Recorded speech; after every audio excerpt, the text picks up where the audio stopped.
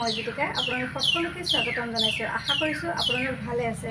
Friends, এয়া চাওকচোন, finally আমাৰ কাপোৰযোৰ হৈ গৈছে। আৰু কেনেকৈনো কৰিলোঁ এই কটন কাপোৰযোৰ। আচলতে এই কাপোৰযোৰ ৰেডিমেড হয়। ইয়াতে মই ফুলখিনি কৰি অকণমান ইউনিক লুক এটা দিবলৈ ট্ৰাই কৰিছোঁ।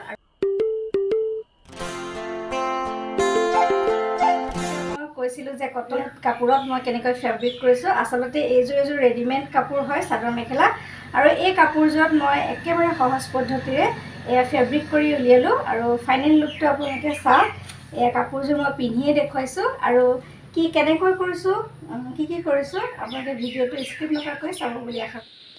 ফ্ৰেণ্ডছ, এয়া হৈছে ৰেডিমেড চাদৰখন। মই কৈছোঁৱে এখন একদম সম্পূৰ্ণ কটনৰ হয়। গৰমত পিন্ধি পেলাই খুবেই আৰাম লাগে। বহুতৰে হয়তো আছে আৰু মই অকণমান ইউনিক লুক এটা দিবলৈ ট্ৰাই কৰি পেলাই আচলতে কাপোৰযোৰ কৰিলোঁ। এয়া মই পাকাত পাৰি লৈছিলোঁ আৰু ধুনীয়াকৈ ফুলসমূহ কৰিছিলোঁ। আগৰ এটা ভিডিঅ'ত দেখুৱাইছিলোঁ কপাহী কাপোৰত কৰা ফুলপাহ, সেই একেপাহ ফুলেই মই এই চাদৰ মেখেলাযোৰত কৰিছোঁ। আৰু কেনেকৈ কৰিছোঁ চাওকচোন। প্ৰথমতে মই যিখিনি আঁকি ল'লোঁ সেউজীয়া পাতখিনি, প্ৰথমতে সেই সেউজীয়া ৰংখিনি দি ল'লোঁ। আৰু ডিপ গ্ৰীণ দিয়াৰ কাৰণটো হৈছে কাষৰ পটিটোত ডিপ গ্ৰীণ আছে, সেইকাৰণে আচলতে মই ডিপ গ্ৰীণেই দিলোঁ।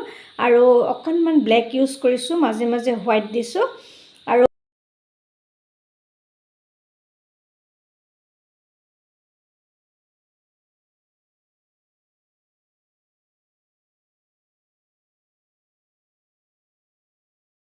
মই হোৱাইট কালাৰটো মই কৈছিলোঁ আগৰ ভিডিঅ' এটাত যে কিয় মই ডিপ গ্ৰীণটো পাতত দিছোঁ। যিহেতু মোৰ চাদৰৰ আঁচলটোৰ যিটো ফুল তাত ডিপ গ্ৰীণ আছে, সেইকাৰণে মিলাই পেলাই আচলতে মই এইটো ফুলপাহ এনেকৈ কৰিছোঁ। আৰু ফুলকেইপাহৰ ডিজাইনটো এইটো দিয়াৰ কাৰণ হৈছে কাষৰ যিটো পটি তাৰ ফুলকেইপাহৰ ডিজাইনটো এনেকুৱা, সেইকাৰণে আচলতে এনেকৈ দিলোঁ।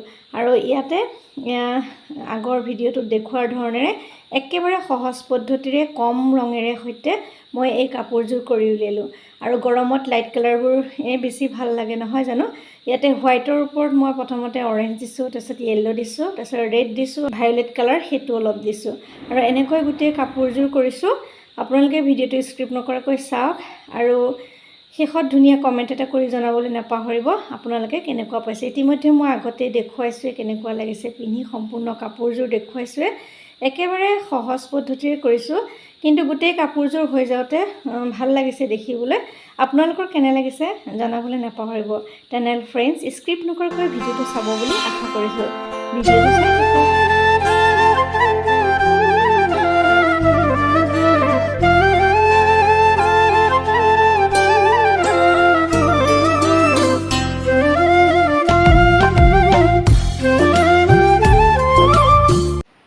ফ্ৰেণ্ডছ, যেতিয়া ফুলকেইপাহ হৈ যায়, ছাইডত আপোনালোকে কিনিবলৈ পোৱা 3D আউটলাইনাৰ দি দিব পাৰে। মই 3D আউটলাইনাৰ দিয়া নাই। শুকান যিটো ডাষ্ট হয় মানে সোণালী ৰঙৰ, তাত মই মিডিয়ামটো ইউজ কৰি পেলাই অকণমান পেষ্ট এটা বনাই পেলাই তেনেকৈ ছাইডে ছাইডে ধুনীয়াকৈ দি দিছিলোঁ। আৰু মাজত আপোনালোকে ইচ্ছা কৰিলে এনেকৈ ধুনীয়াকৈ সৰু সৰু চমকি লগাই দিব পাৰে, সৰু পাথৰ লগাই দিব পাৰে, তেতিয়া দেখিবলৈ ধুনীয়া লাগিব। মই দুটা চাইজৰ দেখুৱাইছোঁ, এটা অকণমান ডাঙৰ, এনেকৈ ডাঙৰকৈ দেখুৱাব পাৰে আৰু সৰুকৈও দিব পাৰে। আপোনালোকৰ ইচ্ছা কথা, তেতিয়া দেখিবলৈ আৰুহে ধুনীয়া লাগিব। এয়া আঠাৰ সহায়ত মই ধুনীয়াকৈ সৰু সৰু পাথৰ লগাই দিছিলোঁ। আৰু চাওকচোন কেনেকুৱা এটা লুকছ আহিছে। আৰু ঠিক সেইদৰে এয়া চাওক, সৰুটো দিছোঁ, মোৰ ডাঙৰ নাছিলে সেইকাৰণে সৰুটোৱে সকলোতে দিলোঁ। ফাইনেলি আমাৰ চাদৰখন প্ৰায় হৈ গৈছে। এতিয়া আকৌ মেখেলাখনলৈ যাম। মেখেলাখনতো ঠিক সেইদৰে ফুলকেইপাহমান আঁকি লৈছোঁ। মেখেলাখনৰ ছাইডটো মই মানে এৰুৱাই লৈছোঁ, লৈ পেলাই ধুনীয়াকৈ মেখেলাখন আকৌ সেই আগৰ ধৰণে পাকাত পাৰি পেলাই আকৌ একে ধৰণেৰে কৰিছোঁ, একে ফুলে। আৰু আপোনালোকে চাওকচোন ভিডিঅ'টো।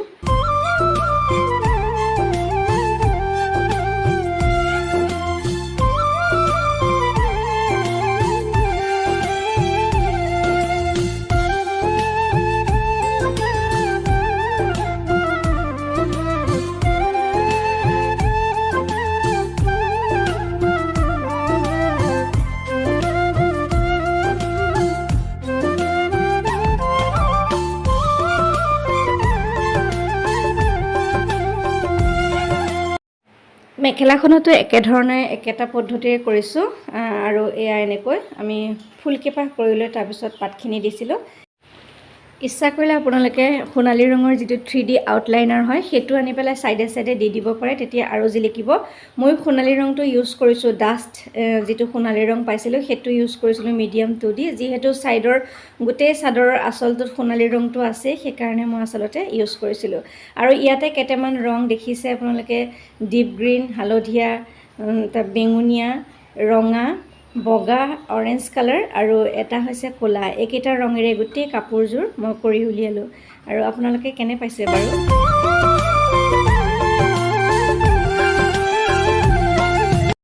ফ্ৰেঞ্চ কালাৰবোৰ যেতিয়া কৰি থকা হয় শুকোৱা যেন লাগে, অলপ দিবলৈ টান লাগে, তেতিয়া মিডিয়াম 1টো আপোনালোকে 1 টোপালমান দি ল'ব, তেতিয়া আকৌ কৰিবলৈ ছফ্ট হৈ যায় কামটো। মই ইয়াতে মিডিয়াম 1টো অকণমান দি লৈছিলোঁ, যিহেতু মোৰ ফেনখনো চলি আছিলে, ৰংবোৰ শুকাই শুকাই আহিছিলে, সেইকাৰণে লাষ্টত মানে আধাখিনি যোৱাৰ পিছত টান নিচিনা লগাৰ কাৰণে মই মিডিয়াম 1টো ইয়াতে মিলাই লৈছিলোঁ।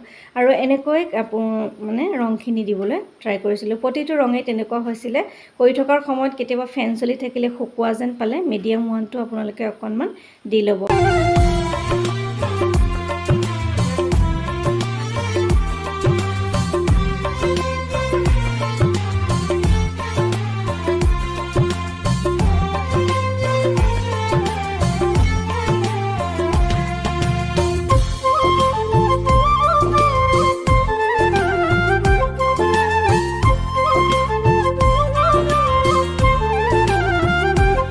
কাপোৰযোৰ ফাইনেল লুকটো দেখা পালে, আৰু 24 ঘণ্টা যেতিয়া হ'ব শুকোৱাৰ পিছত আপোনালোকে ফুলপাহ উল্টাই লৈ পেলাই ধুনীয়াকৈ ইস্ত্ৰি কৰি দিব। যদি ইস্ত্ৰি ওপৰ ফালৰ পৰা কৰোঁ বুলি ভাবে, ওপৰতে পাতল কাপোৰ এখন ধুনীয়াকৈ পাৰি লৈ ইস্ত্ৰি কৰি দিব, তেতিয়া ৰংটো ধুনীয়া হৈ থাকিব। দহি ধুনীয়াকৈ বটি ল'ব পাৰিব। এতিয়া সৰু সৰুকৈ 2-এটা দিয়া আছে দহি, ধুনীয়াকৈ দহি বটি ল'লে কাপোৰযোৰ আৰুহে ভাল লাগিব। আৰু ইয়াতে লগাই দিছোঁ চমকি পিন্ধি আপোনালোকক দেখুৱালোঁ। ভিডিঅ'টো চাই কেনে পালে ক'বলৈ নাপাহৰিব। যদি মোৰ চেনেলটো আজি চাইছে তেনেহ'লে আপোনালোকে চেনেলটো ছাবস্ক্ৰাইব কৰিব বুলি আশা কৰিছোঁ। আৰু আগলৈ এনেকুৱা ধৰণৰ ধুনীয়া ধুনীয়া ভিডিঅ' আপোনালোকলৈ লৈ আহিম।